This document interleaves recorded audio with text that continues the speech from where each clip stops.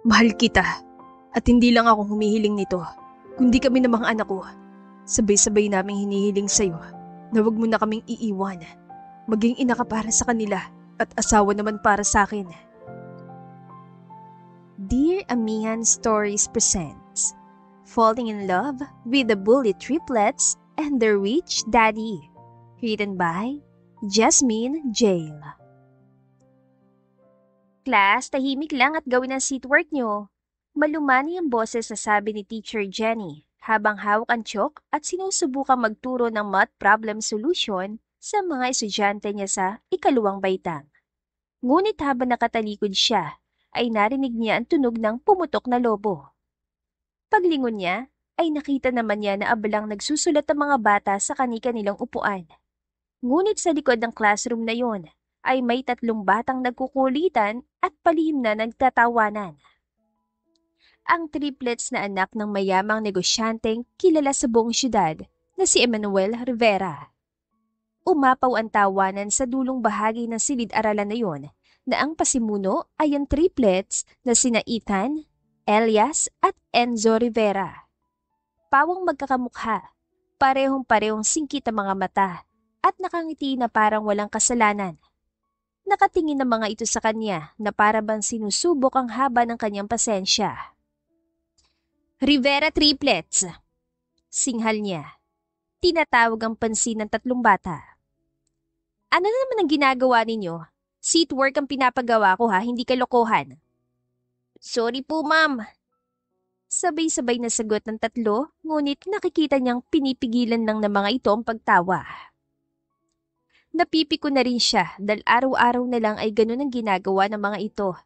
At nang araw na yon ay hindi na siya nakatiis.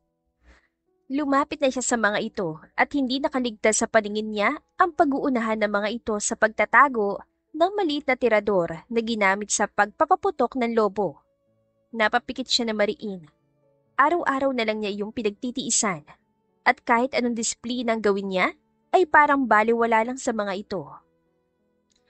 Kung hindi kayo titigil sa mga kalokohan ninyo, makakatikim na talaga kayo. Pananakot niya sa mga ito. Hindi rin naman niya kayang gawin ang bagay na yon. Biglang natahimik ang buong klase. Ang 3 bata ay nagkatinginan at saka nagkunwaring natatakot. Ang hindi niya alam ay may nakatingin pala sa kanilang malapit sa pintuan at iyon ang yaya ng triplets. Nakakunot ang noo nito at halatang nagmamasid. Hindi naman niya ito pinansin at ipinagpatuloy lang ang panenermon sa triplets. Ang tanging nasa isip lang niya na mga sandaling yon ay takutin ng mga bata at ipakita sa mga ito na seryoso talaga siya. Makalipas ang ilang oras, kasalukuyan siya nag-aayos ng mga test papers na ipapagawa sana niya sa mga bata nang biglang tumunog ang announcement bell. Miss Jenny Lopez, please report to the principal's office. Nagtaka siya sa kung bakit pinapatawag siya ng principal gayong maayos naman ang record niya sa paaralang yon bilang guro. Kinabahan siya bigla at agad na inayos sa mga gamit, saka nagtungo sa opisina ng principal. Pagpasok niya, bumungad agad sa kanya ang seryosong ekspresyon ng principal. At sa kabilang upuan naman, naroon ang yaya ng triplets na parang may inirereklamo. Miss Lopez, panimula ng principal. May report ako natanggap mula sa yaya ng Rivera Triplets. Tinakot mo raw ang mga bata. Sinigawan mo at sasaktan mo pang araw sana kung hindi lang niya nakita. Napasingap siya. Hindi po totoo yan, ma'am. Hindi ko po magagawang saktan ng mga bata. Oo, tinakot ko sila pero hindi ko sila sinigawan. At lalong hindi ko sila sasaktan. Gusto ko lang na tumigil sila sa kakulitan nila. Pero iba naging dating sa mga bata. At kapag nakarating ito sa ama nila na si Mr. Emmanuel Rivera, naku, magdudulot ito ng malaking problema. Parang lumamig bigla ang pakiramdam niya matapos marinig ang pangalang Emmanuel Rivera, ang ama ng triplets at kilalang bilyonaryo na mahigpit at walang sinasanto. Pakiusap po ma'am, huwag yun na po sana itong iparating kay Mr. Rivera. Pinagsabihan ko lang naman po talaga ang triplets para mapatigil sila sa mga kalokohang ginagawa habang nagtuturo ako ng lessons. Pakiusap niya sa principal. Ngunit hindi pa man ito nakakasagot, ay bumukas na ang pinto. At mula doon, Nasilayan niya ang papalapit na lalaking tinatawag ng karamihan na isa sa pinakamakapangyarihan lalaki sa buong lungsod, si Emmanuel Rivera. Matangkad ito, matikas, at may presensyang maautoridad. Mamahalin ang suot nitong suit at ang bawat hakbang ay tila ba nagpapapigat sa hangin sa loob ng opisinang yun. Tumigil ito sa harap ng mesa at malamig na tumingin sa kanya. Ito ba ang guro na sinasabi ng yaya ng mga anak ko? Tanong nito sa mababang tinig ngunit nakakakilabot. Hindi ko po sila. Mabilis niyan sabi, ngunit pinutol agad yun ng principal. Don't worry, Mr. Rivera. Aaksyonan ko agad to. Hindi ko hayaang mangyari ang mga ganitong bagay sa paaralang ito. Pwede ko siyang tanggalin ngayon din para hindi na siya pamarisan pa ng iba. Mabilis sa sabi ng principal na para ba nagpapabango ng pangalan sa makapangyarihang bisita. Mabuti naman pala kung ganun. Akala ko pa naman masasayang lang ang pagpunta ko mismo dito. Sobrang busy ko pa naman.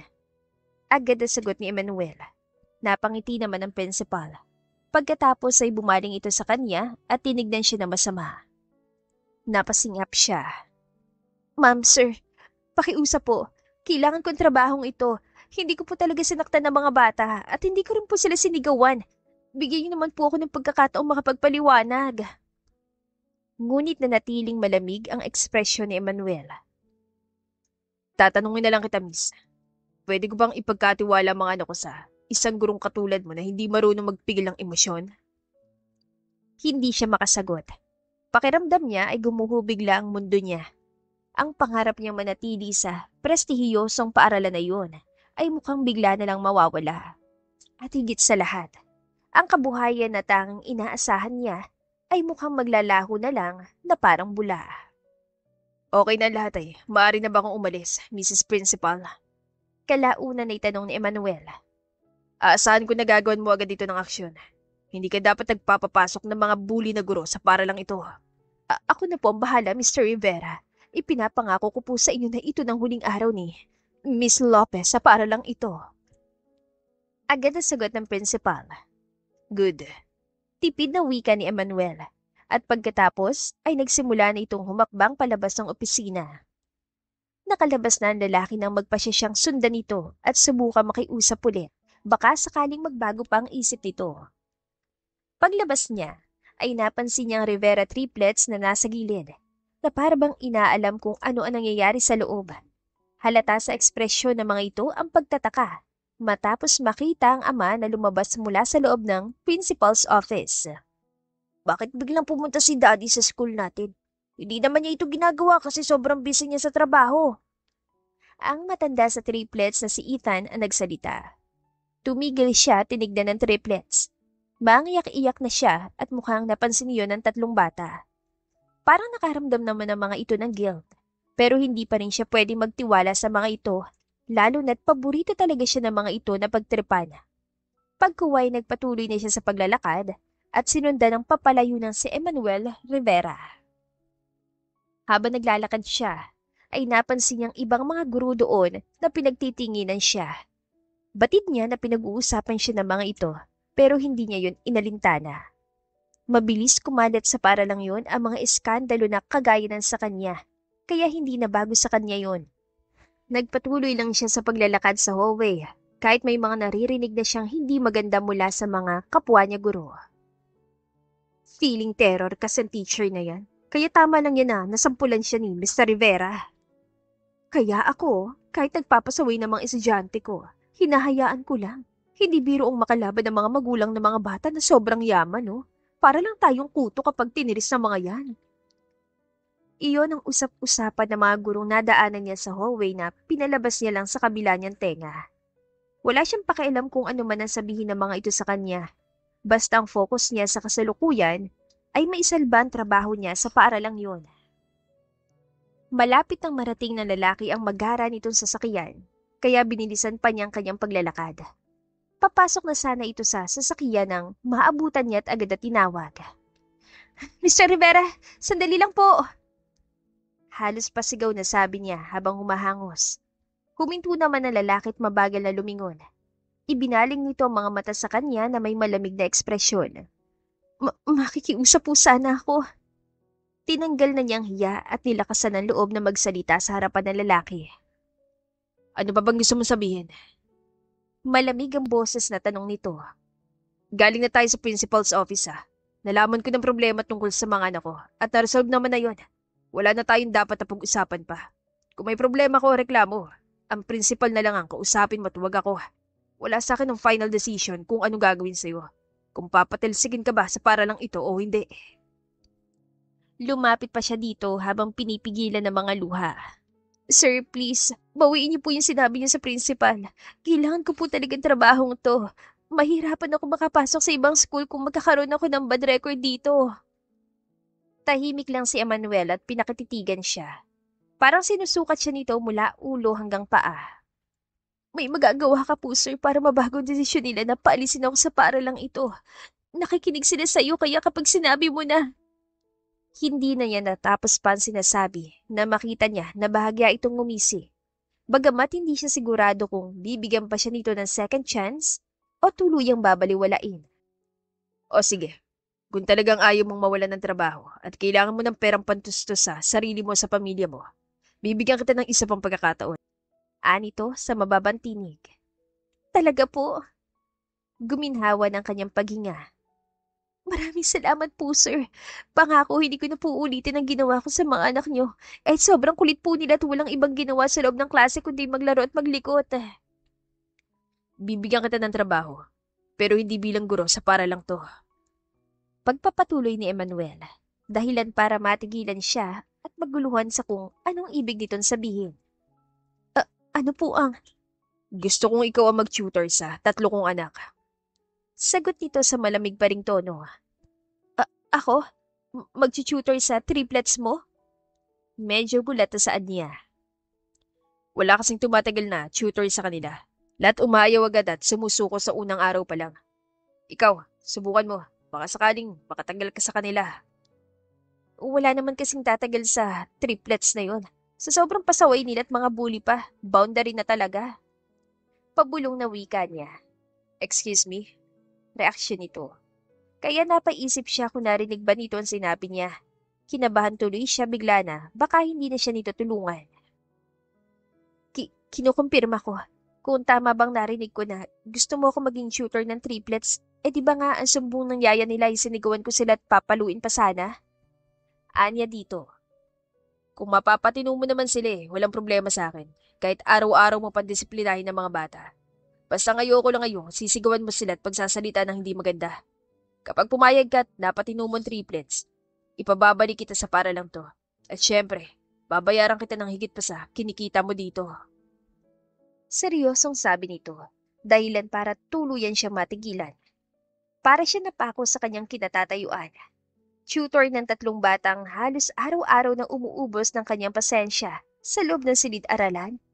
Para siyang pinapili kung susuko na ba siya sa propesyon na pili niya o tatanggapin ang hamon na parang imposible naman niyang mapagtagumpayan. Ayaw mo ba? Natauhan siya na marinig ang tanong ng lalaki sa kanya. Wala namang problema sa akin kung ayaw mong tanggapin ang inaalo ko.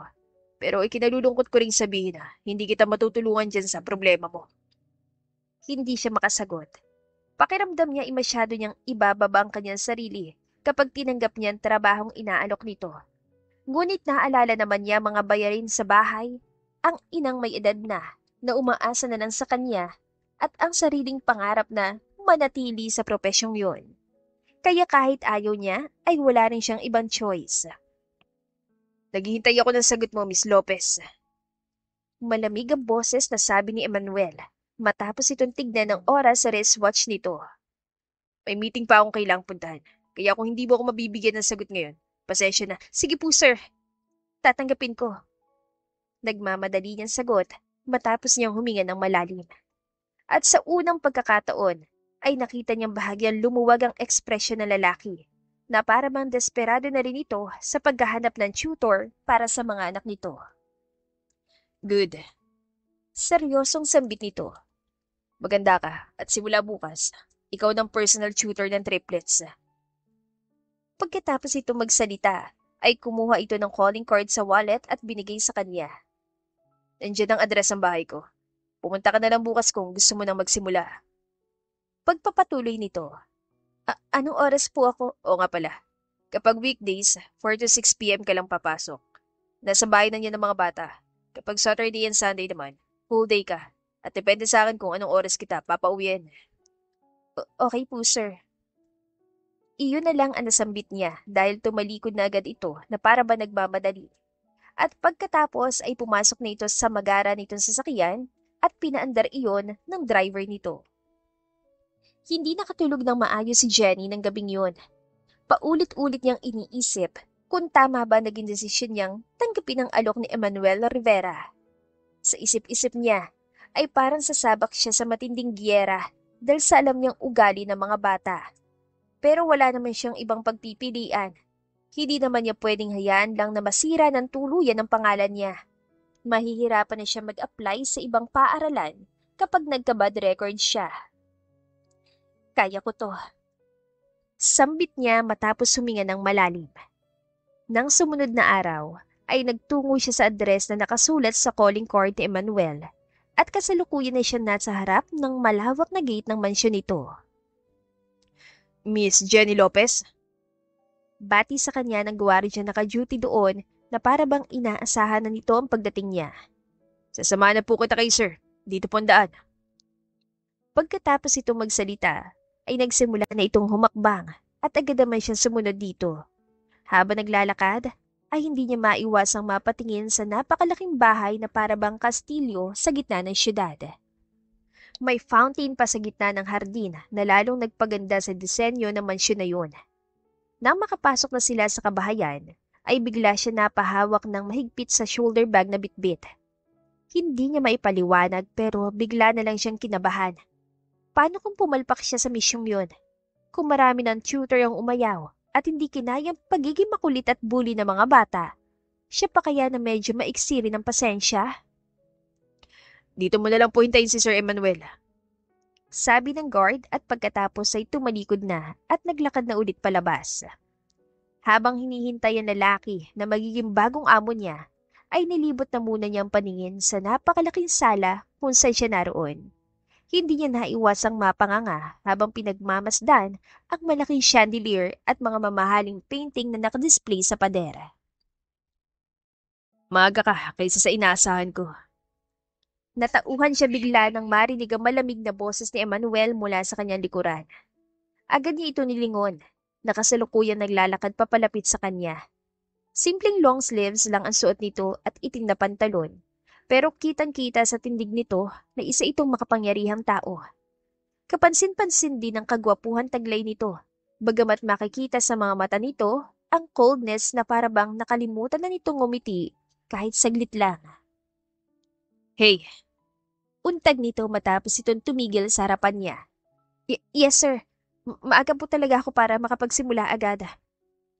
Medyo natatarantapan sambit niya. Bakit po? Wala pa po ba ang triplets? kanina pa sila nakauwi galing school. Actually, nandun na sila sa study room at naghihintay sa'yo. Sagot nito. Kung ganoon, pupuntahan ko na sila. Sige, Miss Lopez. Diretsin mo lang ito at pagkatapos, kumanan ka. Makikita mo agad doon ang study room ng mga bata. Pumasok ka lang doon at hindi na kita masasamahan dahil pupuntahan pa ako. Sige po, Mr. Rivera. Good luck sa'yo ha. Anito na parang binabantaan siya. Aalis na muna ako pero babalik din naman agad ako. Basta huwag ka munang aalis hanggat wala ako. Pagkatapos ito magsalita, ay tumalikod na ito at nagsimulang maglakad palayo.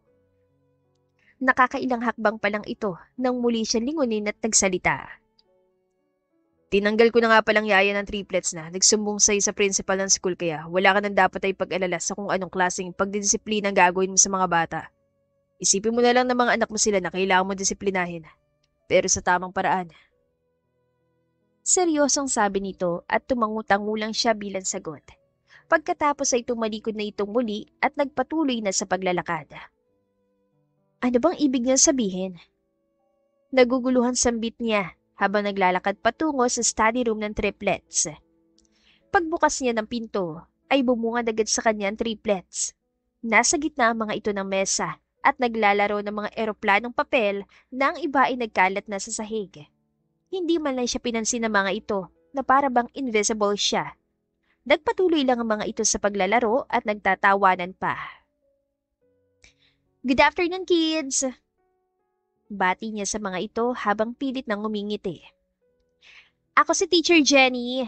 I'm sure na kilala niyo naman ako at simula ngayon, ako na magiging bagong yung tutor. Wala siya narinig na sagot at dinedma pa rin siya ng mga ito. Kaya naman, nang may nakita siyang steak, ay agad niya yung kinuha at hinampas sa mesa sa gitna. Dahil sa lakas ng ingay, ay napatigil ang mga bata at sabay-sabay na napatingin sa kanya. Kita ang pagkabigla sa ekspresyon ng mga ito, kaya pansamantalang natulala ang mga ito. Ethan, Enzo, si Teacher Jenny bago nating tutor. Ang pinakamalikot sa tatlo na si Elias ang nagsalita, na medyo gulat pa rin at halos hindi makapaniwala sa nakikita. Oo nga Elias, si Teacher Jenny nga. Ang medyo mabait naman sa tatlo na si Enzo nagsalita, na para ba namang habi lang matapos malaman na siya ang bagong tutor ng mga ito. Teacher Jenny, may tanong po ako. Bakit hindi ka na po nagtuturo sa school namin? Natanggal ka na po ba dahil masyado kang mahigpit sa mga estudyanteng kagaya namin at lagi pa nakasimangot? Si Ethan na nagtanong sa kanya na sinundan ng tawanan ng mga ito. Hindi niyo ba alam na kayo ang dahilan kung bakit wala na ako sa school na yon? Nagpipigil na sagot niya sa mga ito. Kami? Halos magkakasabay pantanong ng triplets. Pagkatapos ay sabay-sabay ang mga ito nagpalipad ng mga eroplanong papel sa harapan niya. Naglanding pa sa mukha niyang isa. May isa rin na tumama sa balikat niya at isa na saktong tumusok sa tuktok ng ulo niya. Dahil doon, kaya lalong lumakas ang tawanan ng mga ito. Huminga siya ng malalim, habang pilit na pinipigilan ng sarili na mainis ng tuluyan sa mga ito. Okay. Alam kong hindi kayo sanay na may tumatagal na tutor sa inyo. Pero ibahin niyo ako. Subukan natin kung hanggang kailan tatagal ang kapilyuhan yung yan. Mali ka po, Teacher Jenny! Bara sa kanya ni Ethan. Ang tamang tanong po, kung hanggang kailan ka po tatagal? Lahat ng naunang tutor namin ay sumuko na agad sa una o pangalawang araw pa lang. Baka bukas, wala ka na rin po, Teacher Jenny. Dagdag ni Elias na may pilyong ngiti sa labi. Gusto mo, pustahan pa tayo, Teacher Jenny. Hindi ka tatagal dito bilang tutor namin. Hamon naman sa kanya ni Enzo. Napailing na lang siya. Pagkatapos ay nagsimula na siya magbuklat ng libro. Nang sa ganon ay makapag-umpisa na siya sa pagtuturo sa mga ito. Kung sasabayan niya kasi ang kakulitan ng mga ito, ay wala talagang mangyayari sa kanila. Matutulad lang din siya sa mga naunang tutor ng mga ito na sumuko na agad kahit wala pang ginagawa. Sige, magpupustahan tayo mga bata. Pero sa ngayon, mag-aral muna tayo. Matigas at madiin ang boses na sabi niya sa mga ito. Sinimulan na nga niyang pagtuturo sa mga ito ng basic arithmetic. Pero habang nagsasalita siya sa harapan, ay parang bingi naman ang mga ito. Hindi siya pinakikinggan at sa halip ay abala lang ang mga ito sa paggawa ng kalokohan, nagbubulungan, nag-aagawan ng lapis, at kung minsan ay bigla na lang maghahagis ng eraser sa sahig. Makinig kayo sa akin, kids. Sabi niya habang pinipilit ang sarili na manatiling kalmado. Sino sa inyo makakasagot itong problem number 1? Kung may 5 manggasiwan at kinain yan 2, ilan na lang ang natira? Tumingin ang 3 sa kanya. Pagkatapos ay sabay-sabay na sumagot. Hindi namin alam, teacher. Hindi niyo man lang ba susubukan sagutin? Isipin niyo, magbilang kayo. Wala sa rule namin yan, Teacher Jenny. Sagot ni Ethan habang nakangisi. Basta ang rule number 1, bawal ang seryosong pag-aaral kapag nandito na sa bahay. At sino naman ang gumagawa ng rule na yan? Reklamo niya sa mga ito. Kami po! Agad na sagot ni Enzo. Kasi nag-aaral na kami sa school, tapos mag-aaral pa kami dito sa bahay. Di ba dapat maglaro naman kami kapag nandito na kami sa bahay? Hindi yung puro na lang pag-aaral. Natigilan siya at hindi agad nakasagot. Napaisip siya bigla dahil sa sinabi ni Enzo na parang may punto naman. Pero dahil na rin kasi sa sobrang kakulitan ng mga ito kahit sa school kaya marahil, napipilitan ng ama ng mga ito na kumuha ng tutor. Okay. Naiintindihan ko kayo sa reklamo niyo at gustong iparating. Pagkaway seryosong sabi niya.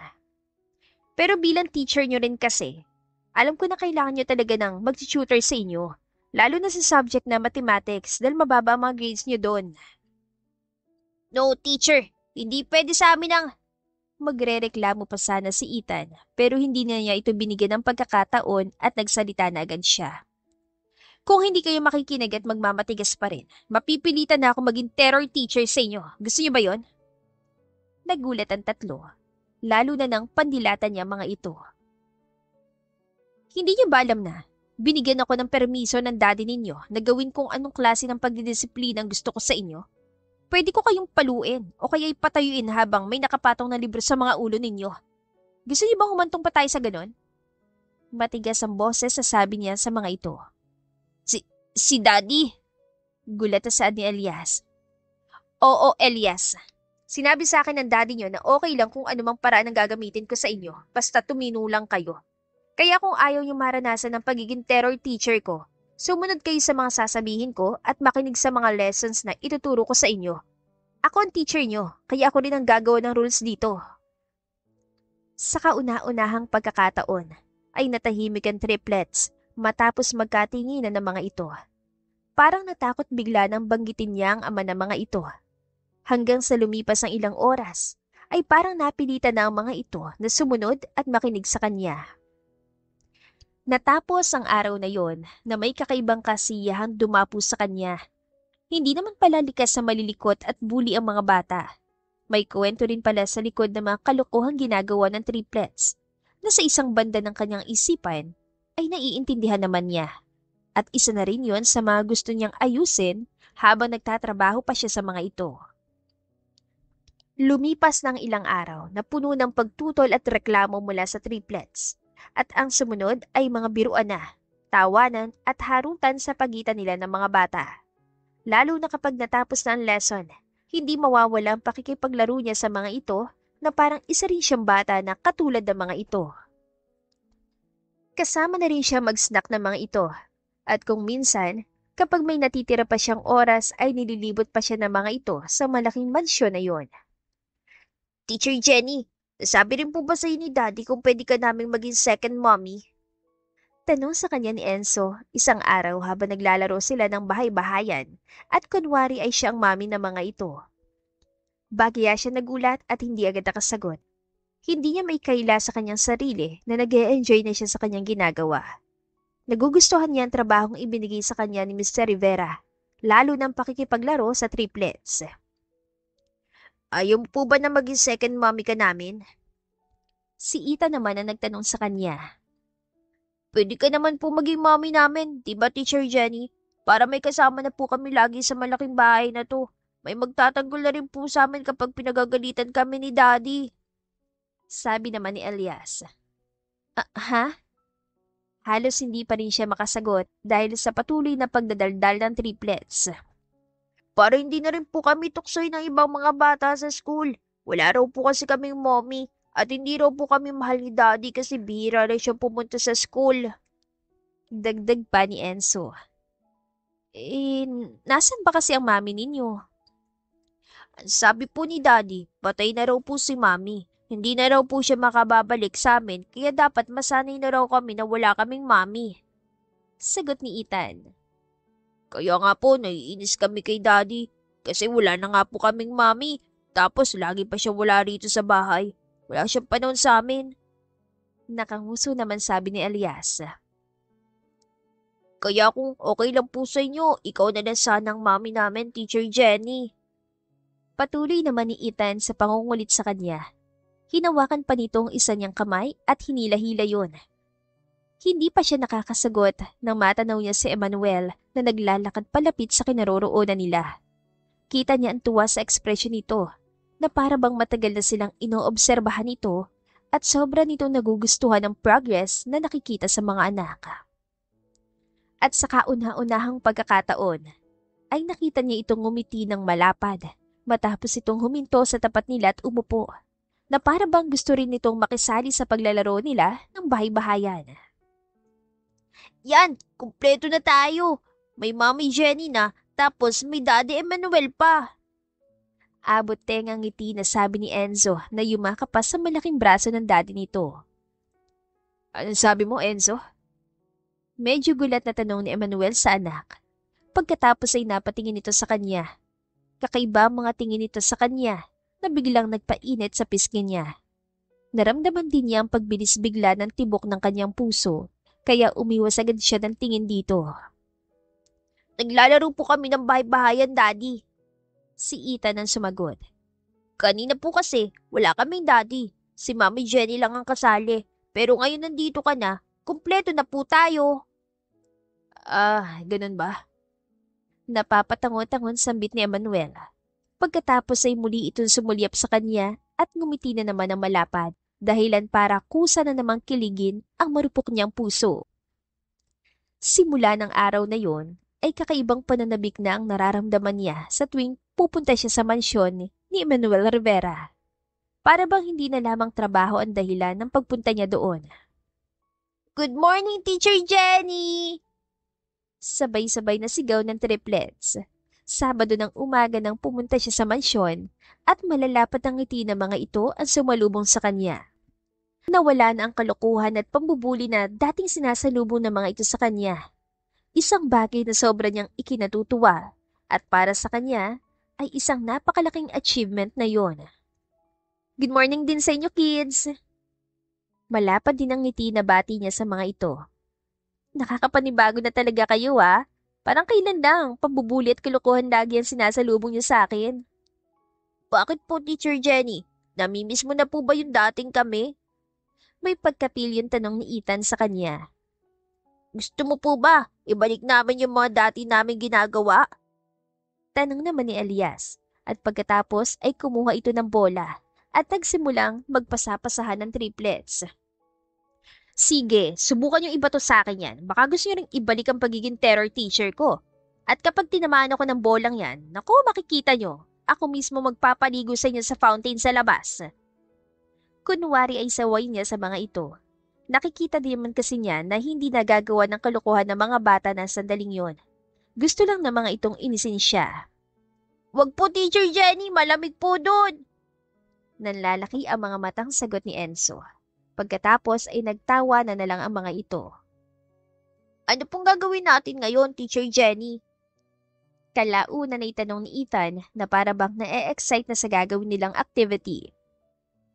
Since Sabado ngayon at mahaba-habang oras natin, kaya magbabasa muna tayo ng mga kwentong alamat. Nakangiting sagot niya. Pwede bang makwento na lang tungkol sa zombie ang basahin natin, Teacher Jenny? Hirit ni Enzo. Tama! Agad na sang-ayon ni Elias. May masaya kung may mga zombies at barilan sa kwento. O sige, mamaya, maghahanap tayo ng mga kwentong may zombies kung yun ang gusto ninyo. Napapangiti na rin lang na sagot niya. Pero sa ngayon, magbasa na muna tayo ng maayos, okay? Okay po, Teacher Jenny! Magkakasabay na sagot ang triplets. Habang pinapabasa niya sa unahan si Ethan, napansin niya ang pagsilip ni Emmanuel sa kanila. Mabilis itong nilapitan dahil sa pag-aakalang may importante itong sadya sa kanya. Nag-bake ako ng cake para may kainin tayo mamaya, pang snack. Saluhan mo kami. Hingi din ako ng feedback sa'yo kung okay bang binibake ko o hindi. Mahinang sabi nito sa kanya na magkaharap na silang dalawa. Nag-thumbs up lang siya dito bilang sagot. Pagkatapos ay tumalikod na itong muli at naglakad pabalik sa kusina na para bang bigla itong nahiya dahil sa ginawang pang-istorbo sa kanila. Samantalang siya naman ay nakaramdam ng pag-iinit ng pisngi at pagbilis ng tibok ng kanyang puso. At nang mag-break time na nga sila, ay nagawa pa siyang hilahin ng triplets patungo sa magarang dining area. Nag-announce kasi si Emmanuel na nakahanda ng snacks para sa kanila. Nahihiyaman dahil naroon si Emmanuel, ay napilitan na rin lang siyang makijoin sa mga ito. Ayaw din kasing tumigil ng mga bata sa pangungulit sa kanya. 10 out of 10. Medyo nahihiya pansambit niya na silang dalawa na lang ni Emmanuel ang naiwan sa dining area. Bumalik na kasi ang triplets sa study room ng mga ito pero hindi pa para magpatuloy sa pag-aaral, kundi para maglaro. Anong? Medyo naguguluhan sagot ni Emmanuel. Yung score ko sa cake, 10 out of 10. Paglilinaw niya dito. Di ba, hinihingan mo ko ng feedback doon sa, oo. Sagot nito kasabay ng pagngiti. Pagkatapos noon ay natahimik na sila, na para bang unti-unti na silang sinasakop ng awkwardness. Gusto ko nga palang magpasalamat sa'yo, Miss Jenny, sa pagdating mo sa buhay namin. Si Emmanuel ang naunang bumasag sa katahimikan sa pagitan nilang dalawa. Matagal na mula nang makita kong ganito kasaya mga anak ko. Kahit ako, aminin ko sa'yo na ngayon lang ulit ako nakaramdam ng ganito. Simula kasi nang mawala ang mami nila. Para may kulang na sa buhay namin. Nawalan liwanag na magpapakulay sa mundo namin. Tunay nga na mayroong isang bagay na hindi kayang bilhin ng pera. Mahabang litanya nito sa seryoso at emosyonal na boses. Ginagawa ko lang pong trabahong ibinigay niya sa akin, sir. Medyo nahihiyan sagot niya. Pagkatapos ay umiwas siya ng tingin dito at yumuko ng bahagya. Hindi lang trabaho bilang tutor nilang ginawa mo, Miss Jenny. Patuloy nito habang walang nagbabago sa boses at ekspresyon nito, na para bang may gusto itong aminin sa kanya. O baka, nagiging assuming lang siya. Nilingon niya ito at muling nagsalubong ang mga mata nila. Binago mong mga anak ko. At sa tingin ko, pati na rin ako. Pagpapatuloy nito, parang may sumabog bigla sa loob ng dibdib niya at lalo pang bumilis ang tibok ng kanyang puso. Natigilan siya at hindi alam ang isasagot sa lalaki, kaya umiwas salay siya ng tingin dito. Masaya po ako at nakatulong ako sa inyo. Pagkuway sabi niya, pero nanatili pa rin siya nakayuko at umiiwas na magkatinginan ulit sila ni Emmanuel. Mabuti na lang at hindi mo naisipan sumuko. Sa sobrang kulit ang mga bata at puro mga pasaway. Abong akala ko talaga hindi ka tatagal sa kanila. Noong una pa lang kasi, napansin ko na sa kanila na parang kailangan lang nila ng atensyon, lalo na mula sa iyo na ama nila. Naisip ko na siguro, kaya ganun sila sa school at maging sa mga nag-tutor sa kanila. Dahil yun ang paraan nila ng pagpapakita ng pagrebelde sa'yo. Kaya hindi talaga ako sumuko at sa halip. Pinakita ko na kakampi nila ako, na hindi ko sila iiwan kahit anong mangyari. Maraming salamat din sa pagturing mo sa triplets bilang mga tunay mong anak. Nagre-request na nga sila na ikaw na lang daw maging second mommy nila. Ha? Natigilan na naman siya at hindi agad nakasagot. Ang mabuti pa, punta na natin sila sa study room at baka ano nang ginagawa ng mga yun. Pagbabagong bigla ni Emmanuel ang usapan, kaya mas lalo tuloy siya nagtaka sa kung ano ba talaga ang gusto nitong iparating sa kanya. Hindi na nito hinintay pang makasagot siya at tumayo na ito at nagsimulang maglakad. Agad naman niya itong sinundan hanggang sa makarating na sila sa study room. At nagulat na lang sila na makita 3 bata na abala sa pagdodrawing. Abala mga bata ah. Pansin ni Emmanuel sa triplets. Anong ginagawa niyo guys? Ginagawa na po namin yung project namin sa school. Si Enzo ang agad na sumagot sa ama. Family trip po. Tignan niyo po, Daddy, Teacher Jenny. Wow, ang ganda naman. Pero bakit kasali si Teacher Jenny dito? Pansin ni Emmanuel sa drawing ng mga ito. Napansin din niya agad yun. Naunahan lang siya ng lalaki na makapag-react. Gusto po kasi namin na forever na nating makasama si Teacher Jenny. Sagot ni Enzo habang nakangiti na malapad. Siya na lang po maging tutor namin hanggang sa college. Dagdag ni Elias. At siya na rin po sana maging mami namin. Singit naman ni Ethan. Namumula na ang pisngin niya habang natitigilan at hindi makapagsalita. Ano ba kayo guys? Huwag niyo namang i-pressure si Teacher Jenny. Nandito lang naman siya para mag-tutor sa inyo. At pansamantala lang din ang trabaho niya dito dahil babalik din siya sa pagtuturo sa school niyo. Saway ni Emmanuel sa mga anak nito. Pero ayaw namang paawat ang 3 bata. Sabay-sabay pa ang mga ito lumapit sa ama at pagkatapos ay nakiusap. Kumbinsihin mo siya, Daddy, na magstay na lang sa atin forever. Hindi sumagot si Emmanuel. Sa halip ay tumingin lang ito sa kanya. Siya naman ay hindi rin makasagot. Hindi niya nga alam kung saan siya titingin. Pakiramdam niya ay biglang lumiit ang mundo niya. Hindi rin niya alam kung seseryosohin ba niya ang sinabi ng mga bata Gayong ang ama ng mga ito ay parang hindi rin makapag-decide kung ano ba ang gagawin tungkol sa request na yun ng mga bata. Pero hindi rin naman niya maikaila sa kanyang sarili na napapamahal na siya sa mga bata at parang nahuhulog na rin ang loob niya kay Emmanuel. Hindi to pwede. Hindi ka pwedeng mahulog sa kanya, Jenny. Hindi kayo bagay. Hindi mo siya ka-level. Ikaw ay simpleng guru lamang, habang siya isang bilyonaryo. Saway niya sa kanyang sarili nang sumapit ang hapon, habang naglalakad siya palabas ng mansyon ni Manuel Rivera. Iatid kita, Miss Jenny. Ay kamote!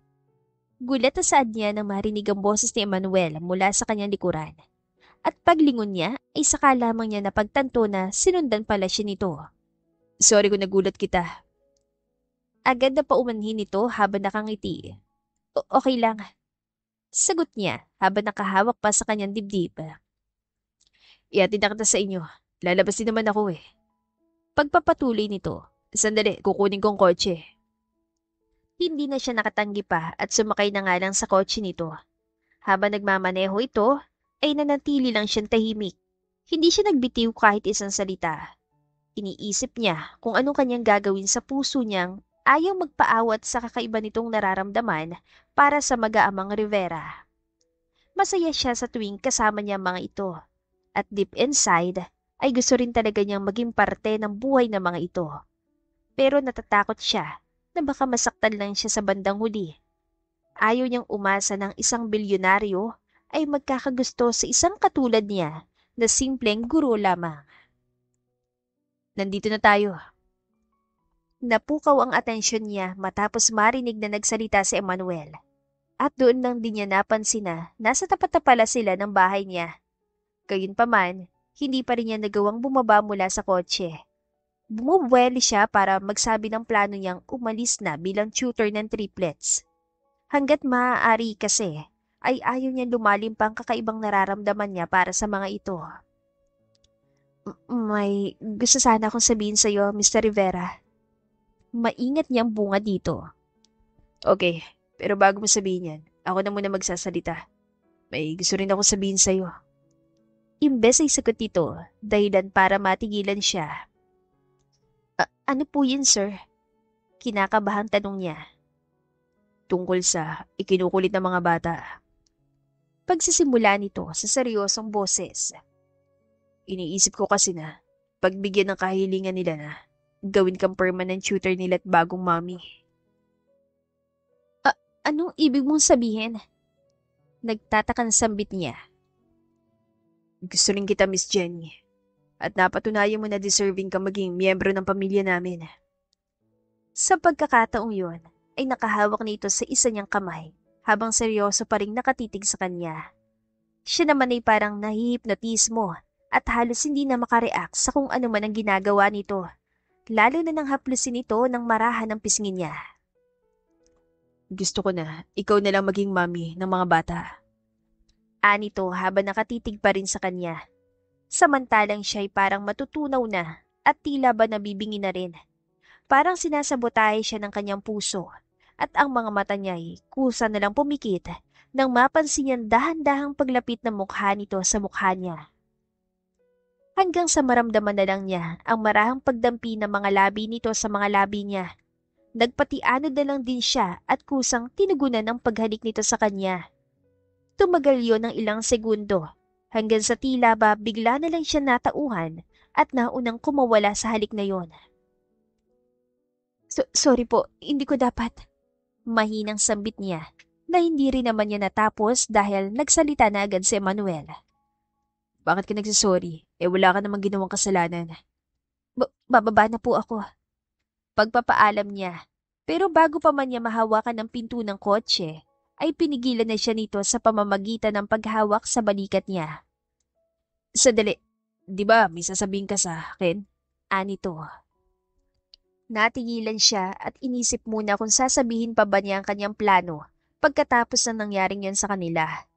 At pagkatapos ng ilang segundong pakikipagtalo sa kanyang isipan, ay huminga siya na malalim.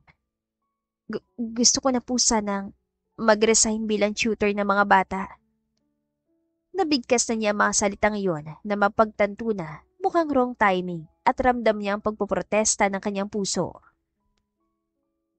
Resign? Bakit? Kita niya ang pagkabigla sa reaksyon ni Emmanuel. Halatang hindi inaasahan ng narinig. May problema ba? Nakikita ko naman na masaya ka at nag-e-enjoy ka rin na kasama mga bata, kaya bakit? Pinilit niyang manatiling kalmado, bagamat napakabilis na ng pagkabog ng kanyang dibdib. Sa tingin ko po, sapat nang naituro ko sa kanila. Nagbago na rin naman na sila. At gusto ko na rin kasing bumalik sa pagtuturo sa school. Hindi muna sumagot si Emmanuel at pinakatitigan siya na parabang sinusuri ang bawat galaw ng kanyang mukha. Partikular na ang mga mata niya na halos hindi makatingin ng diretso dito. May iba ka ba bang dahilan kung bakit bigla kang nagpasya ng ganyan? Konklusyon nito matapos siyang obserbahan. Ano ba yun? Pwede mo naman sabihin sa akin para mapag-usapan natin. Yun lang po ang dahilan, Mr. Rivera. Wala nang iba. Bakit parang hindi naman alay ng sinasabi ng puso mo sa mga salitang lumalabas sa bibig mo? Patuloy nito sa pagkontra sa rason na sinasabi niya. Alam ko na hindi ka aalis ng walang mabigat na rason, Miss Jenny.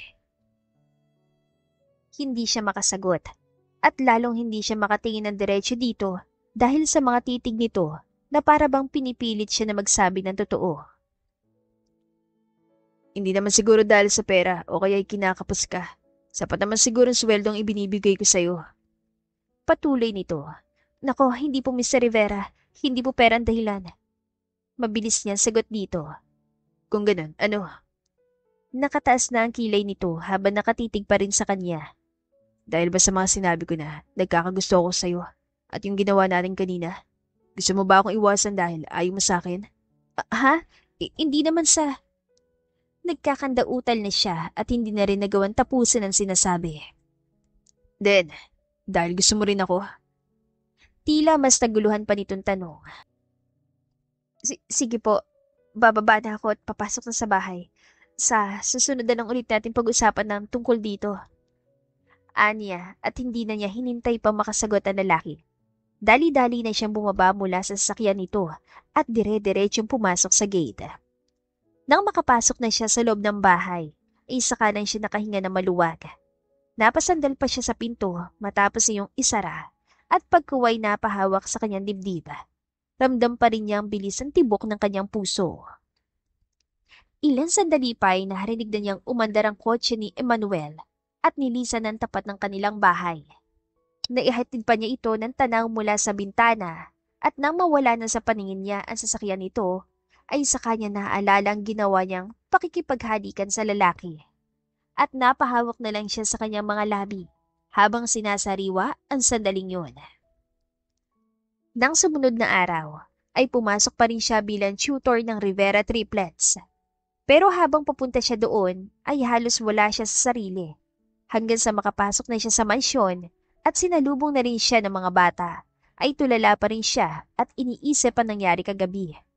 Sariwa pa sa kanya mga sinabi ni Emmanuel. Ang pagtatapat nito na may gusto ito sa kanya. At sa kabilang banda naman, ang pagpapaalam na ginawa niya sa lalaki na parang kinukontra naman ang kanyang puso. Hindi yun nakaligtas sa triplets at agad na napansin. Hindi rin nakatiis sa mga ito at agad siyang tinanong. May problema ka po ba, Teacher Jenny? Bakit napapatulala ka po at mukhang malayo iniisip? Tanong ni Enzo habang nakatitig sa kanya. Ngumiti siya ng pilit sa harap ng mga bata. May naalala lang ako mga bata. Huwag niyo na lang intindihin at wala rin naman akong problema, okay? Hindi po kami naniniwala. Si Ethan na nagsalita. Parang may gumugulo po sa isip mo. Hindi ka naman po ganyan dati eh. Sabihin mo na lang po sa amin kung anong problema mo, Teacher Jenny, para matulungan ka po namin. Sabi naman ni Elias na may paglalambing sa boses. Talaga?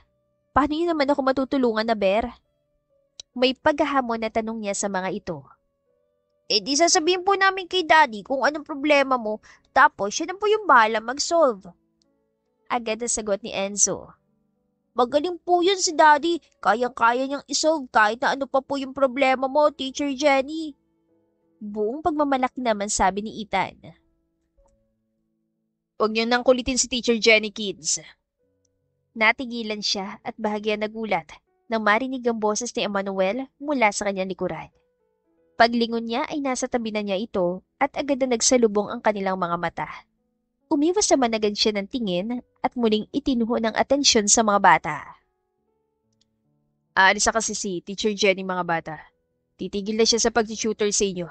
Pero hindi niya alam kung paano magpapaalam sa inyo, kaya namang problema siya. Pagpapatuloy ni Emmanuel na lalong nagpagulat sa kanya at napatingin pa siya dito habang nanlalaki ang mga mata. Ba't mo? Sisinghalan sana niya ang lalaki, pero isa-isa na nagsalita ang triplets at lumapit pa ang mga ito sa kanya at hinawakan ng kanyang kamay. Ano po, Daddy? Titigil na si Teacher Jenny sa pag-tutor sa amin. Bulalas ni Elias habang nanlalaki din ang mga mata. Hindi yung pwede, Teacher Jenny. Ayaw namin umalis ka bilang tutor namin. Angal naman ni Ethan na halos mapaluha habang nagsasalita. Kung alis na po si Teacher Jenny bilang tutor namin, saan na po siya pupunta? Makikita pa po ba namin siya araw-araw? Babalik na po ba siya sa pagtuturo sa school o tuluyan na lalayo sa atin? Sunod-sunod naman tanong ni Enzo habang nakatitig sa ama nito. Hindi sumagot si Emmanuel. Sa halip ay bumaling ito sa kanya na para bang sinasabi na siya nang bahalang sumagot sa mga bata. Inirapan naman niya ito matapos mapagtanto na baka sinadya talaga nitong bukingin siya sa mga bata para malagay siya sa ganoong sitwasyon. Alam kasi nito na pipigilan siya ng mga bata at gagamitin nito ang advantage na yon para mabago ang kanyang desisyon. Makinig kayo kids. Pagsisimula niya, kasabay ng pagyuko para pumantay sa mga bata. Gusto ko na kasing bumalik sa pagtuturo sa school. Ibig sabihin, araw-araw pa rin tayo magkikita. Sa school nga lang at hindi na dito sa bahay.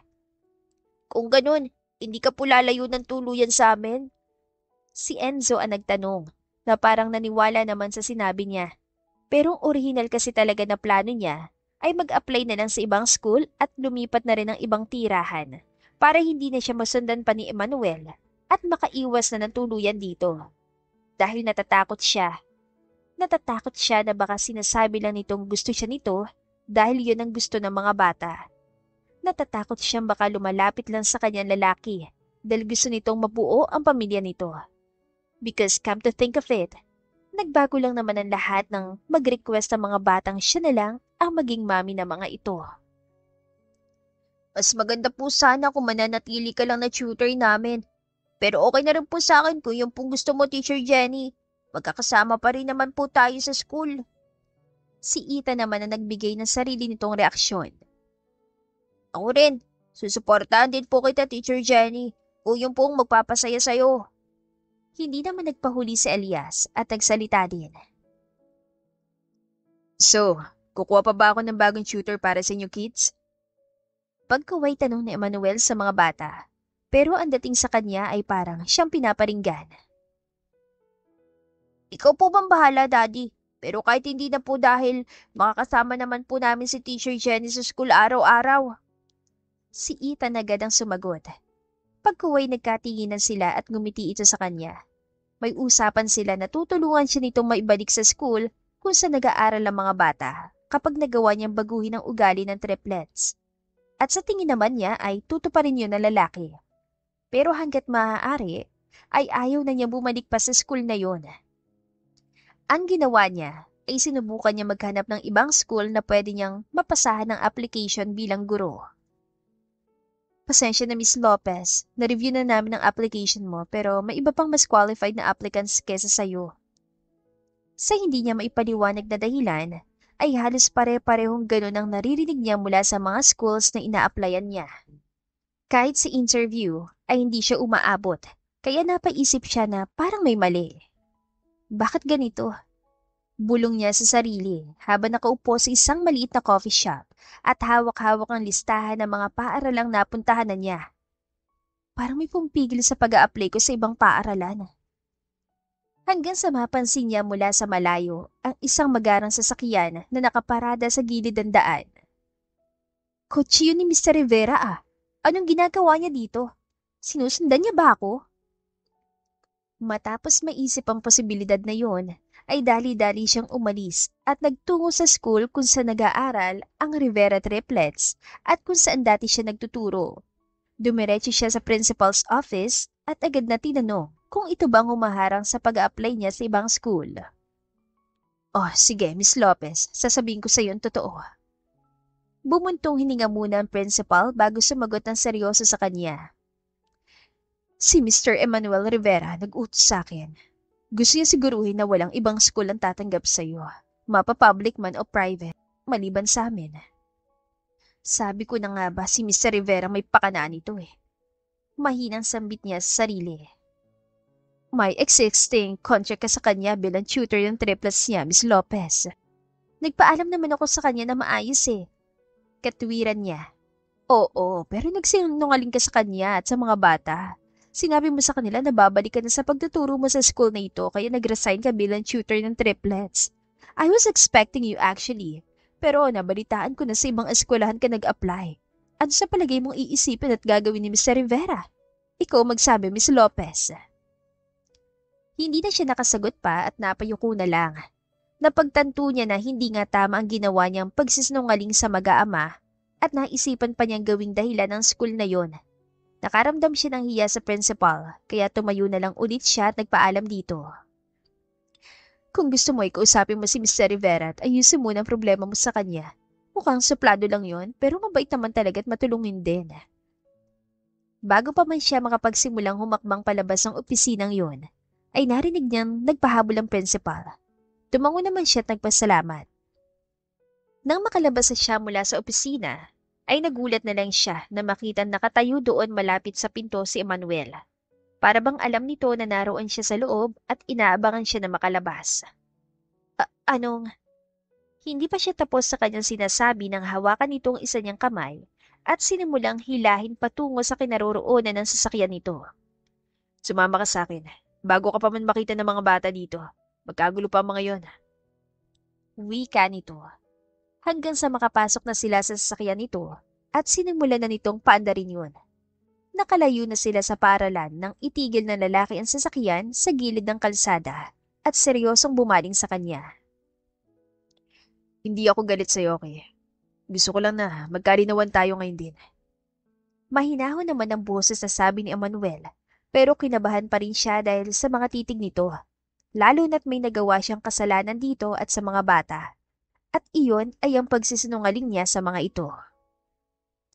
Ano ba talagang dahilan at parang umiiwas ka na sa amin ng triplets? May nagawa ba kaming mali at hindi mo nagustuhan? Seryoso at matigas ang boses na tanong nito sa kanya. Nanatili siyang tahimik at hindi pa rin magawan tumingin ng diretso sa lalaki. Hindi pa siya nakakaipon ng sapat na lakas ng loob para sagutin ang pagkompronta nito sa kanya. Gusto ko muna marinig ang paliwanag mo bago kita iharap sa mga bata. Patuloy ni Emmanuel, dahilan para lalo siyang matense.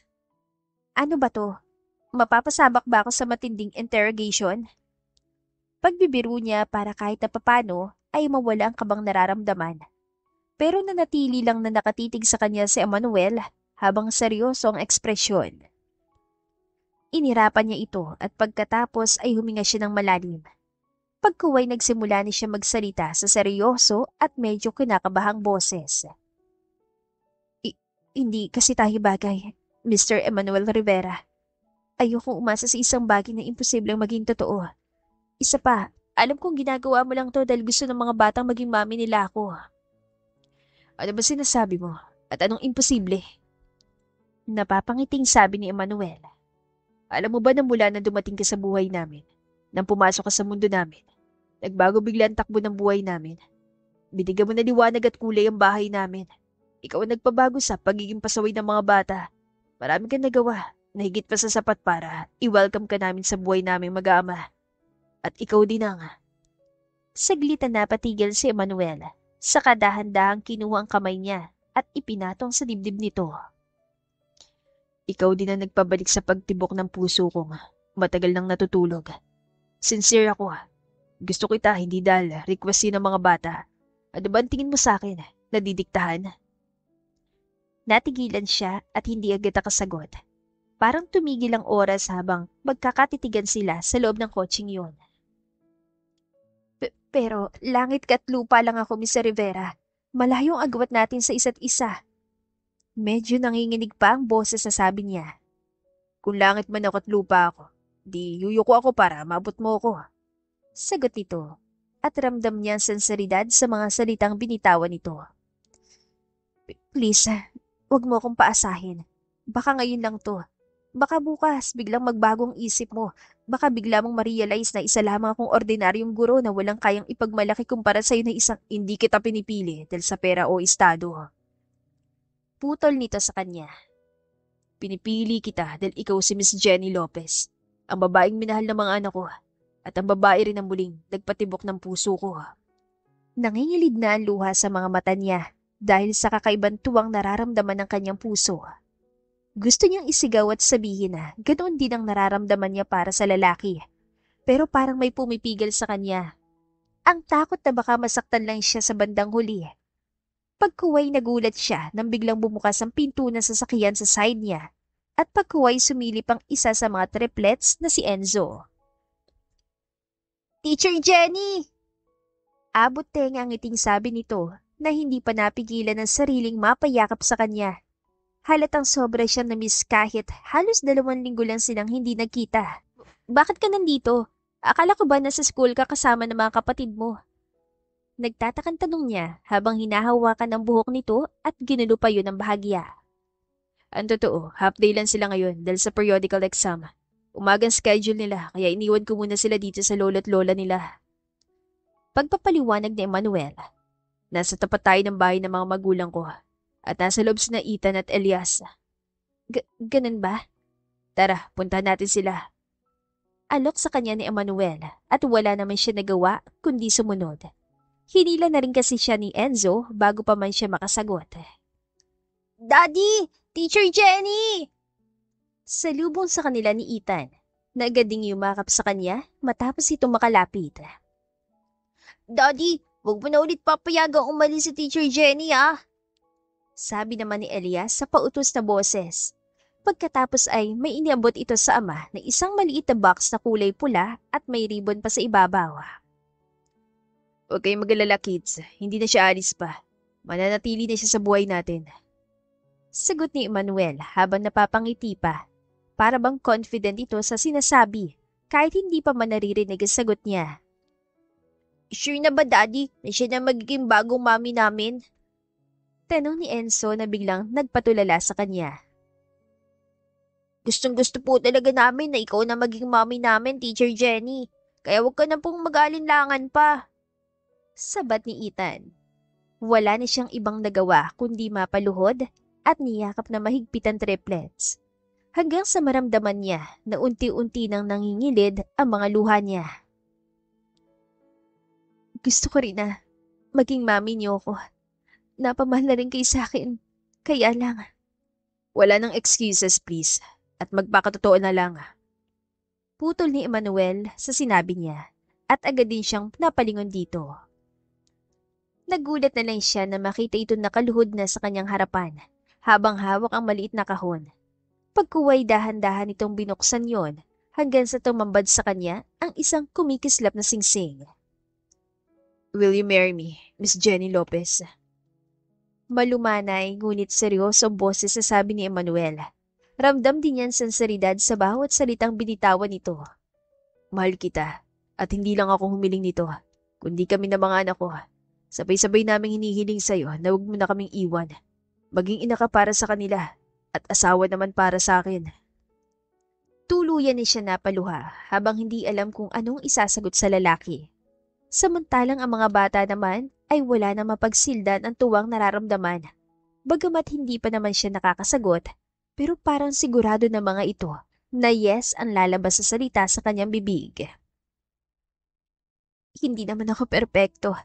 Hindi ako kasing yaman mo at wala naman akong taglay na espesyal na talento na pwede mong ipagmalaki sa iba. Napapahikbing wika niya. Ngumiti si Emmanuel at marahang hinawakan ng kanyang kamay. Pero ikaw babaeng minahal namin at yun ang higit na mahalaga para sa akin. Anito. Yes na po, Teacher Jenny! Sabay-sabay na pag-cheer ng triplets, dahilan para lalong mamula ang pisngi niya at bumilis ang tibok ng kanyang puso. Nangangalay na po si Daddy, kaya sumagot ka na, teacher. Sabi pa ni Enzo na nagpalapad ang ngiti niya habang nangingilid ang kanyang mga luha. Yes, I will marry you, Mr. Emmanuel Rivera. Ang puso na niya ang kusang nagdigta na bigkasin niya mga salitang yon. Hindi na niya kaya pandayain ang kanyang sarili, lalo na't may triplets na ayaw tumigil sa pag-cheer sa kanya at sa ama ng mga itong kanina pa naghihintay ng kanyang sagot. Yay! May mommy na kami! Sabay-sabay na sigaw ng mga bata habang nagtatalunan pa dahil sa sobrang tuwa. Si Emmanuel naman ay agad na sinuot ang singsing sa daliri niya at pagkatapos ay tumayo na sila at niyakap siya nito na mahigpit. At nang kumuwala na sila sa isa't isa, ay marahan naman siyang hinalikan nito na lalong nagpasaya sa mga bata. Sa wakas, makukumpleto na rin tayo! Napapalakpak pang sabi ni Enzo. Ilang sandali pa'y napansin niyang papalapit na dalawang may edad na magkapareha na sa palagay niya ay mga magulang ni Emmanuel. Automatiko ring lumapad ang ngiti ng mga ito matapos mapansin ang sobrang kasiyahan ng mag-aama. Siya na ba ang bagong daughter-in-law namin? Tanong ng matandang lalaki matapos itong makalapit sa kanila at tinignan siya mula ulo hanggang paa na parabang kinikilatis siya. Ma'am, Dad, siya po, si Miss Lopez. Miss Jenny Lopez po, na hindi magtatagal ay magiging Mrs. Jenny Rivera na. Pagpapakilala ni Emmanuel sa kanya sa mga magulang nito. Magandang araw po sa inyo. Medyo nahihiya pang bati niya sa mga ito at pagkatapos ay nagmano pa siya na labis namang ikinatuwa ng dalawang matanda. Pagkatapos ng araw na yon, ay agad na inayos ni Emmanuel ang preparasyon sa kasal nilang dalawa. Wala itong sinayang na oras hanggang sa dumating ang oras na pinakahihintay nilang lahat. Simpleng selebrasyon lang yun. Ayaw niya na masyadong enggrande. Ang mahalaga lang naman kasi sa kanya ay ang tunay na pagmamahala nila at ang pangakong magsasama sila sa hirap at ginhawa bilang mag-asawa. At syempre, kasama ang triplets. At simula noon, naging mas makulay na ang buhay sa mansyon ng pamilya Rivera. Tuluyan ang nawala ang pagiging pasaway ng triplets at sa halip ay natuto ng mga ito na maging responsable. Pinagbutihan na rin ng mga ito ang pag-aaral hanggang sa palagi na nag-uuwi ang mga ito ng mga awards sa bahay. Naging mas malambing na rin ang mga ito, lalo na si Enzo na bago matulog ay pupunta pa sa kanya para mag-thank you. At si Emmanuel naman, sa kabila ng pagiging abala nito sa pagpapatakbo ng mga negosyong hawak, ay natuto na ring maglaan ng oras sa kanila na pamilya nito. Hindi na nito hinahayaan na puro lang trabaho ang gagawin. Hindi na nawawala sa schedule nito na mag-picnic sila o kahit simpleng pagkain lang ng ice cream sa labas. Forever ka na talaga makakasama namin, Miss Jenny. Hindi mo na talaga may iiwan ha. Paglalambing ni Emmanuel, isang gabi habang patulog na sila. Forever and ever na, Mr. Emmanuel Rivera. Agad niyang sagot habang nakangiti ng sobrang tamis sa asawa. Lalo na ngayon na madadagdagan ng isang miyembro ang pamilya natin. Nagulat pa ng bahagya si Emmanuel sa announcement niya. At dahil sa tuwa, ay napatalon-talon pa ito sa ibabaw ng kama. Careful babe, baka matamaan mong bago nating baby. Napapangiting sambit niya habang pinagmamasdan ang naging reaksyon ng asawa. Makalipas ang 9 na buwan, ay sinilang nga niyang isang malusog at cute na batang babae na sobrang ikinatuwa ng triplets. Sa wakas, nagkaroon din tayo ng prinsesa.